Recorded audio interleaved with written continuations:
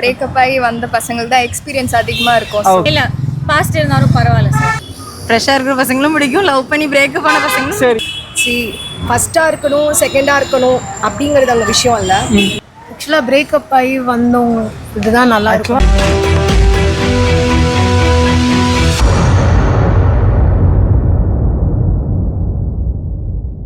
Hello மக்களே, துண்டுபிடி சேனலுக்காக நான் உங்கள் விவேக். இன்னைக்கு நம்ம எங்கே வந்திருக்கோம்னா பாண்டி பசார் வந்திருக்கோம். இன்னைக்கு நம்ம பசங்கள்கிட்ட 2 இன்ட்ரெஸ்டிங்கான கொஸ்டின் கேட்க போகிறோம்.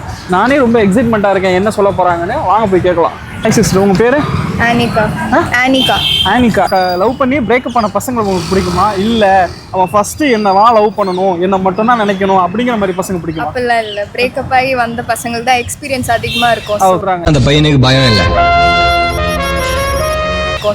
என்ன ரீசன், எப்படி இருக்கும்? அதாவது என்னன்னா, ஏற்கனவே லவ் பண்ணிருந்தா அவங்களுக்கு என்ன எக்ஸ்பீரியன்ஸ் இருக்கும்? அப்படி புதுசா லவ் பண்ணவங்களுக்கு நம்ம சொல்லி கொடுக்கணும், இப்படி பார்த்துக்கணும் அப்படி பார்த்துக்கணும், எக்ஸ்பெக்டேஷன்ஸ் அவங்களுக்கு எதுவுமே தெரியாம வந்திருப்பாங்க லவ்க்குள்ள. ஸோ அதெல்லாம் வந்து இப்போ செட் ஆகும். சரி, ஓகே, இப்படி சொல்றீங்க.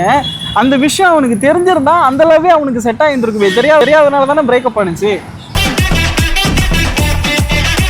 இல்ல அந்த லவ்ல பட்டு வந்திருப்பாங்கல்ல, சோ அந்த தப்பை திருப்பி பண்ண மாட்டாங்க. இந்த தப்பை நம்ம செய்யலாம், இதை செய்யக்கூடாது அப்படிங்கறத உங்களுக்கு தெரிஞ்சிருக்கணும் அப்படிங்கறது உங்களுடைய ஒப்பீனியன். நீங்க லவ் மேரேஜா அரேஞ்ச் மேரேஜா? லவ் மேரேஜ் தான். லவ் மேரேஜ் தான். ஃப்ரெஷ்ஷாக இருக்கிற பசங்களும் பிடிக்கும், லவ் பண்ணி பிரேக்கப் ஆன பசங்களும். சரி, இப்போ நீங்க வந்து லவ் மேரேஜ்னு சொன்னீங்கல்ல, உங்க ஹஸ்பண்ட் எப்படி உங்களை தான் ஃபர்ஸ்ட் லவ் பண்ணாரா? இல்ல, அவருக்கு ஆல்ரெடி ஒரு 6 7 8 கணக்கே இல்லாம லவ் தானே பண்ணாரு. லவ் தான் பண்ணிருப்பாரு. மேரேஜ் பண்ணி 6 7 1 2 சொன்னா கூட பரவாயில்ல, 6 7 நீங்க பதிலா அடிக்கிட்டே போறீங்களா, அதனால கேக்குறேன். அதெல்லாம் இருக்கு நிறைய. சரி, ஓகே. தெரிஞ்சுதான் கல்யாணம் பண்ணீங்க? தெரிஞ்சுதான். சரி, எத்தனை வருஷம் ஆச்சு கல்யாணம் ஆகி? 4 years ஆச்சு. 4 years ஆச்சு. இந்த 4 yearsல என்னைக்காவது ஒரு நாள் யோசிச்சிருக்கீங்களா, இந்த ஆளை நம்ம ஏன்டா கட்டணும்? டெய்லி நினைக்கிறீங்க. அந்த பெயின் தெரிஞ்சவங்க கண்டிப்பா இன்னும் லாயலா இருப்பாங்க. இப்படிதான் இல்ல, இருக்கணும். போய் லவ் பண்ணிட்டு வாடா, ஆல்ரெடி போயிட்டு ஒரு 2 லவ் பண்ணி நீ பிரேக்கப் ஆகி அதுக்கப்புறமா வேணாமா அதை பாத்துக்க. அந்த மாதிரிலாம் இல்ல சார். எதனாலும் அந்த லவ் ட்ரூவா இருந்தா அது ஒர்க் அவுட் ஆகும், அவ்வளவுதான். அது ஒரு இந்த இண்டிவிஜுவலை பொறுத்து தான் இருக்கு.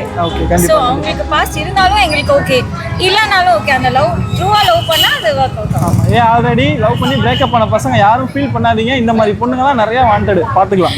பாஸ்ட் இருக்கிறது ஒன்றும் பெரிய ஒரு தப்புன்னு நான் சொல்ல மாட்டேன். தூரம் முன்னேறி இருக்குன்னா they are getting married to single mothers, divorcee, அவங்களெல்லாமே கல்யாணம் பண்ணி ஏத்துக்கிற அளவுக்கான ஒரு சமூகத்துல தான் நம்ம வாழ்ந்துட்டு இருக்கோம். அப்படிங்கும்போது ஒரு பிரேக்கப்போ அல்லது அதவும் வந்து ஒருத்தர் பெருசா எடுக்கிறாரு அப்படின்னா then that person is toxic. அவங்கள கல்யாணம் பண்ணிக்காதீங்கன்னு அட்வைஸ் பண்ணேன். லவ் பண்ணும்போது 2 பேருமே கண்ணை மறைச்சிருது, காதல் வந்து கண்ணை மறைச்சிருது. லவ் பண்ணிடுறாங்க, கல்யாணம் பண்ணிடுறாங்க.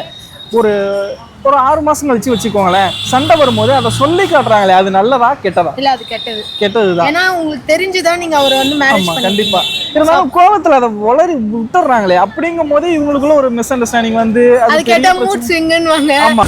ஹலோ மகளே, நம்ம சேனலுக்கு நீங்க இது வரைக்கும் கொடுத்த சப்போர்ட்டுக்கு ரொம்ப தேங்க்ஸ். இதுக்கப்புறமும் நீங்க தொடர்ந்து சப்போர்ட் கொடுக்கணும், கண்டிப்பா கொடுப்பீங்க. துண்டுபிடி சேனலை சப்ஸ்கிரைப் பண்ண மறந்துடாதீங்க. நான் உங்க விவேக் அடுத்த ரோட் ஷோல உங்களை மீட் பண்றேன்.